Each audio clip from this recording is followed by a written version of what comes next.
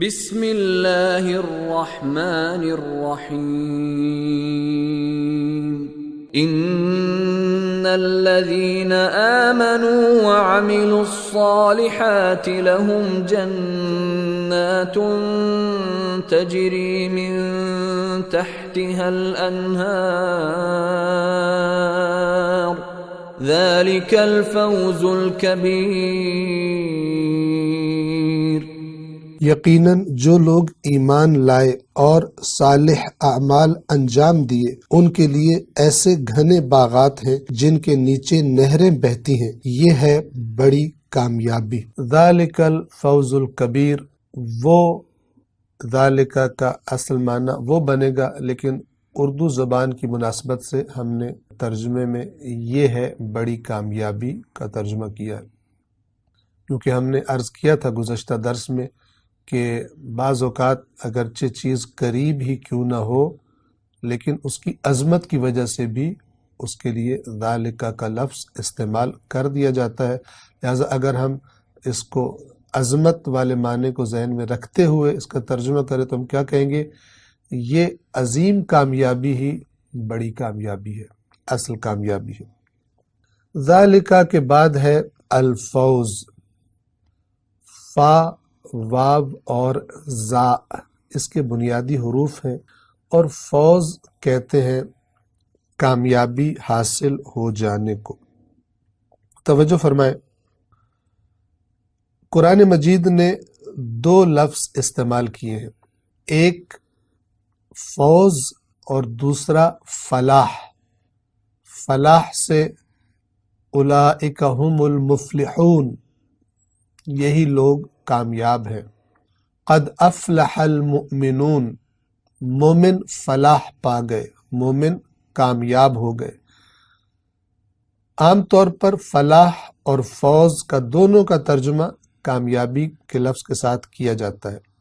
فوز سلامتی کے ساتھ، یعنی بغیر کسی نقصان کے خیر کو حاصل کر لینا، یعنی کامیاب ہو جانا اپنے کام میں۔ اس درس میں ہم آپ کی خدمت میں فلاح اور فوز کا فرق بیان کرنا چاہیں گے، اگرچہ ہم نے عرض کیا کہ دونوں کا معنی کامیابی کا ہے، لیکن جب ان دونوں چونکہ لفظ دو ہیں تو معانی میں بھی فرق ہونا چاہیے۔ یہ فرق کیا ہے؟ فلاح بھی کامیابی ہے، فوز بھی کامیابی ہے، لیکن فلاح ابتدائی کامیابی یا ابتدائی کامیابیوں کو کہا جاتا ہے، اور فوز جو انتہائی آخری فائنل جو کامیابی ہوتی ہے اس کو فوز کہا جاتا ہے۔ لہذا اکثر قرآن مجید نے جب جنت میں داخل ہونے کا ذکر کیا ہے تو اس کو فرمایا ہے ذالک هو الفوز العظیم، بعض جگہوں پہ فرمایا ذالک الفوز المبین، اور یہاں پہ جیسے فرمایا ذالک الفوز الکبیر، عظیم یعنی بڑی کامیابی ہے، مبین یعنی واضح اور روشن کامیابی ہے۔ جو جنت میں چلے گئے ان کی کامیابی میں شک ہی کوئی نہیں۔ بہت سے لوگ جو دنیا میں اپنے آپ کو بڑا کامیاب سمجھتے تھے لیکن اللہ کے نافرمان تھے، کامیاب سمجھتے تھے اور دنیا دار بھی ان کو کامیاب ہی، وہ خود بھی اپنے آپ کو کامیاب سمجھتے تھے، اور دنیا جن کی نظروں میں سب کچھ تھی وہ بھی ان کو بڑا کامیاب سمجھتے تھے، کیونکہ ان کے پاس مال بہت زیادہ تھا، ان کی دنیاوی شان و شوکت بہت زیادہ تھی، ان کے پاس طاقت بہت زیادہ تھی، لیکن تھے اللہ کے نافرمان۔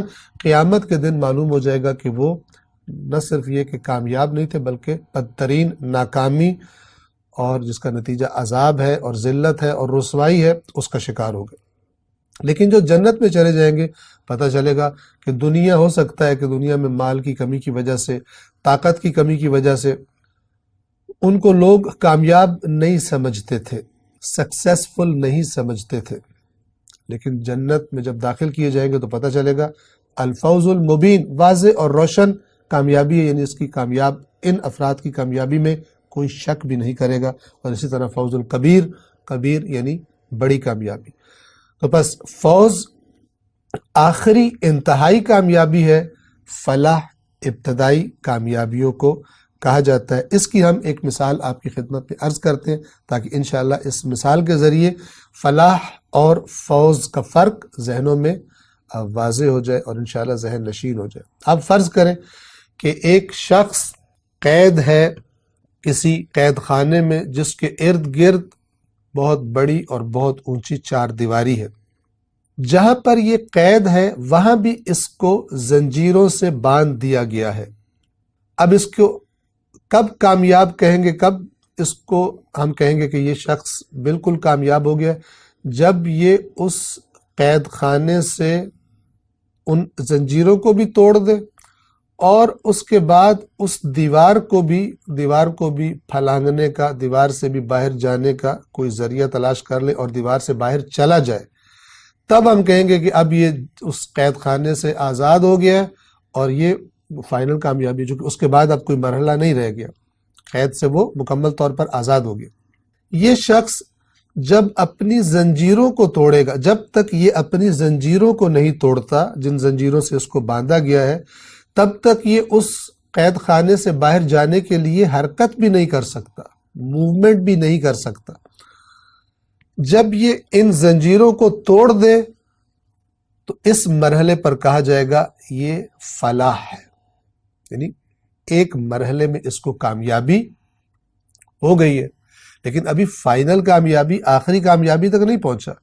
ہاں، پہلے حرکت ہی نہیں کر سکتا تھا، اب حرکت کرنے میں آزاد ہے۔ اب یہ شخص اگلے قدم اٹھائے گا، زحمت اٹھائے گا، اور بالآخر کسی نہ کسی طریقے سے جب یہ اس دیوار سے بھی باہر چلا جاتا ہے تو اس فائنل کامیابی کو فوز کہا جائے گا۔ دنیا کی مثال بھی ایسی ہے، وہ انسان کے جو اپنی خواہشات نفسانی کی زنجیروں میں اپنے آپ کو جکڑ چکے ہیں، اس دنیا ہی کی آرزوؤں کو انہوں نے اپنے پیروں کی زنجیریں اس طرح بنا لیا ہے کہ جس طرف خدا جس منزل کی طرف ان کو چلتا ہوا دیکھنا چاہتا ہے، سفر کرتا دیکھنا چاہتا ہے، اس طرف جا رہے نہیں ہیں، بلکہ اسی دنیا کے اندر اپنے آپ کو اسی کی آرزوؤں میں، اسی کی پلاننگ میں، سارا کا سارا جو فیوچر کا پلان ہے وہ بھی اسی دنیا کے اندر محدود ہے۔ تو یہ گویا کہ ایسی زبردست زنجیروں میں خود کو جکڑ چکے ہیں کہ جو ان کو خدا کی طرف حرکت ہی نہیں کرنے دیتی۔ تو ان کے لیے ان کو کب کہا جائے گا ابتدائی کامیابی ملی ہے؟ جب یہ ان زنجیروں کو توڑیں گے اور وہ کام کرنا شروع کریں گے جو ان کو جنت سے نزدیک کرتے ہیں، دوزخ سے، جہنم سے دور کرتے ہیں۔ لہٰذا قرآن فرماتا ہے کہ قرآن ھدی للمتقین ہے، فرماتا ہے الذین یؤمنون بالغیب، جو غیب پر ایمان رکھتے ہیں اور اس کے بعد نشانیاں بتا کر اللہ کے رزق میں سے خرچ کرتے ہیں، نماز قائم کرتے ہیں، جو کچھ آسمانوں سے اللہ نے نازل فرمایا اس پر ایمان رکھتے ہیں۔ فرمایا اولئک علی ھدی من ربہم، یہ لوگ اپنے رب کی طرف سے ہدایت پر ہیں، واولئک ھم المفلحون، اور یہی لوگ فلاح پا چکے ہیں، یہی لوگ مفلحون ہیں۔ کیا مطلب؟ یعنی ابھی جنت میں نہیں پہنچے لیکن یہ کامیابی ضرور انہوں نے حاصل کر لی ہے کہ جس طرف ان کو سفر کرنا ہے اس طرف سفر کا آغاز کر چکے ہیں، ہدایت کے راستے پر ہیں، صراط مستقیم پر ہیں، اگرچہ اپنی آخری اور انتہائی کامیابی تک نہیں پہنچے۔ اور جب یہ جنت میں داخل ہوں گے اس مرحلے کو، اس فائنل کامیابی کو خداوند عالم فرماتا ہے کہ یہ فوز ہے۔ تو انشاءاللہ فوز اور فلاح کا فرق واضح ہے۔ اگلا لفظ ہے الکبیر، کاف، با اور را، کبر یعنی بڑائی۔ کبیر بڑا ہونا، اس کی ضد صغیر ہے، اور صغیر کہتے ہیں چھوٹے کو، کبیر کہتے ہیں بڑے کو۔ ذالک الفوز الکبیر، کبیر فوز کی صفت ہے، یعنی یہ ہے وہ کامیابی کہ جو بڑی ہے، بڑی کامیابی ہے۔ انشاءاللہ آئندہ درس میں اس آیت نمبر 11 کے حوالے سے ایک یا دو اہم نکات آپ کی خدمت میں بیان کریں گے۔ والسلام علیکم ورحمۃ اللہ وبرکاتہ۔